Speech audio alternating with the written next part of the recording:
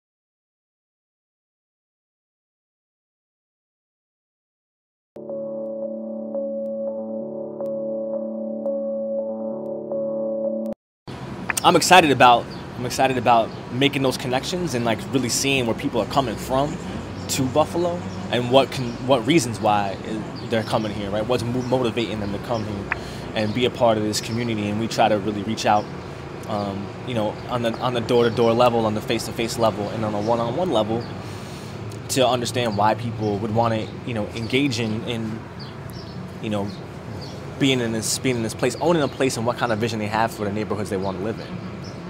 You know, when it comes to turning neighborhoods around, we're all in this together, right? And then when we really care about our neighborhoods, we put people first, right? We know what we need where we live, and, you know, people are policymakers, right? So we can set the table, we can set the agenda. You know, we deserve a seat at the table, and we can make things happen because real people have real power. That's the sort of the long form version of what of our vision is.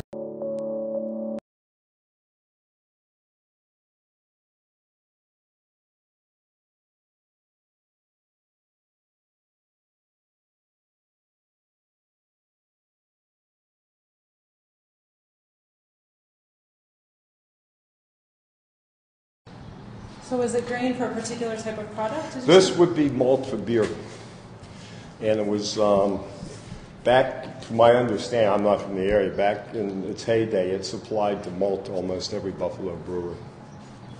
What you see straight ahead, the American elevator, that section was built in 1906. And that was the first time where it was a continuous pour all the way up. It was the first time that had ever been done. Huh. And then it was sort of refined on the Perot.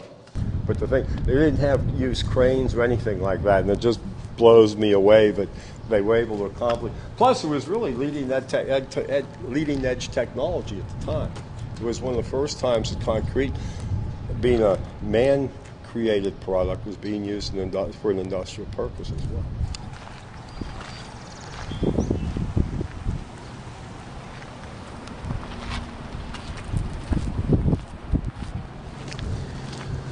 You know, the first event we had was for the Preservation Trust, and that was in October of last year, and that was in conjunction with UB, and just trying to get you know, some of the lovers of these silos, like Linda Sneecloth and those guys, and they really wanted to have a preservation you know, spotlight down at Silo City, because it is the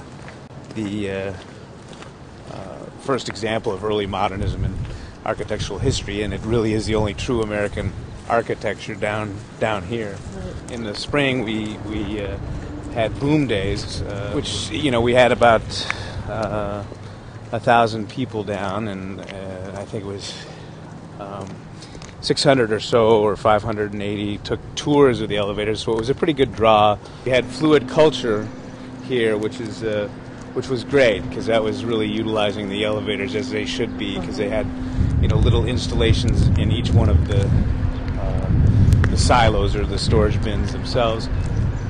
That was very cool. When we have different events and we have people come through, it's sort of an organic process right now. We're just listening to what people have to say, and then when we have events, we see things that work and see things that don't work. Right. But we think it has the potential to be a great multi-use place, but a lot of it in terms of the culture and art types of things, because it just seems to be a place that works well. Yeah. Yeah, more so than a historic. Oh, absolutely. And that's why we like the term regeneration. You know, if somebody wants to have a little history thing, well, there's an awful lot of space here. We can have that little museum, but it's pretty documented.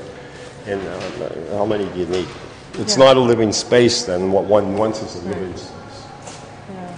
And so that's more along the lines of what we're working with. But you really sense that, you know, this particular cluster of concrete grain elevators should be accessible to the public in ways that they were originally intended to be, which this is a lot of innovation for Buffalo, and so that's why the vision really has become the design theater of innovation, is trying to attract, you know, the young artists, the Buffalo Bauhaus of sort of these things, and really trying to get, you know, the design professionals talking with the design students, talking with the manufacturers pictures of materials, because that's where we need to be. You've got all this energy that was very design forward, and we were very forward thinking, and these are the epitome of that.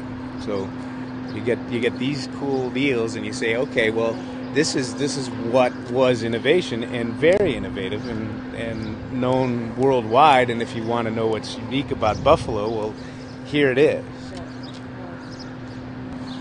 But it is exciting, and you got to come back. Yeah. You know, you got to have 10 years, some. what would I see if I come back in 10 years? Ah, what a question. I think you know, you'd hopefully see a whole bunch of students having great thoughts and great innovation. You'd see a whole bunch of design professionals, you know, creating the world's masterpieces, and a whole bunch of guys wanting to live down here because there's so much activity and so much to do that would be what, you know, what the dream would be.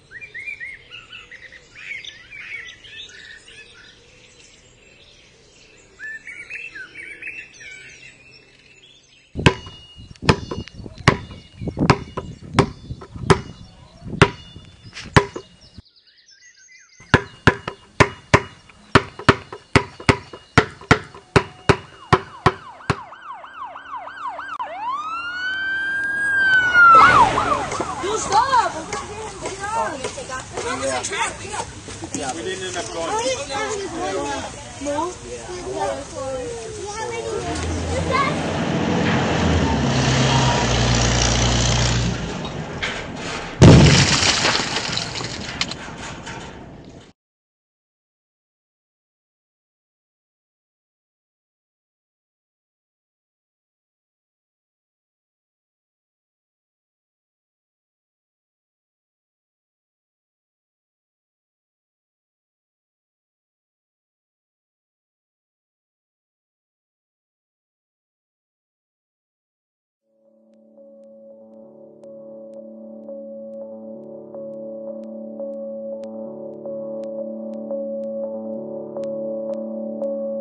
No, we've always grown our own food. I mean, we're kind of homesteaders, is what, you know, our big goals in life were to live out in the country and grow all our own food and raise our own animals, and we did that. We lived in Wyoming County for 12 years, and I mean, that's just always been our life. I've always been interested in the city, I'm interested in social justice, in you know, having an impact beyond our own lives, and to a point where we'd actually met some people in the city, and we came to look at this house, and my wife had all these stipulations that it had to have if it was going to work, and it was just like everything was ideal that looked like we could still live the way we like to live, but be in the city. A lot of people just assume that if you're in the city that all the land is toxic, and it's not true unless you were real close to industry. And here there was never any industry here. It was always residential. So your major issue with that is whether then there's lead, and that seems to even not, at least for us, it hasn't really been an issue. being kind of country people, we thought, why would the city have any problem if we just took over land and grew stuff on it? Never thought there'd be any problem with that.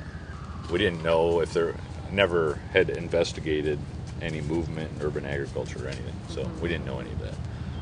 So it was only in, it was really having the media attention on us because of the refusal that we began to really investigate and found out, wow, this is like this movement going on all across the country. And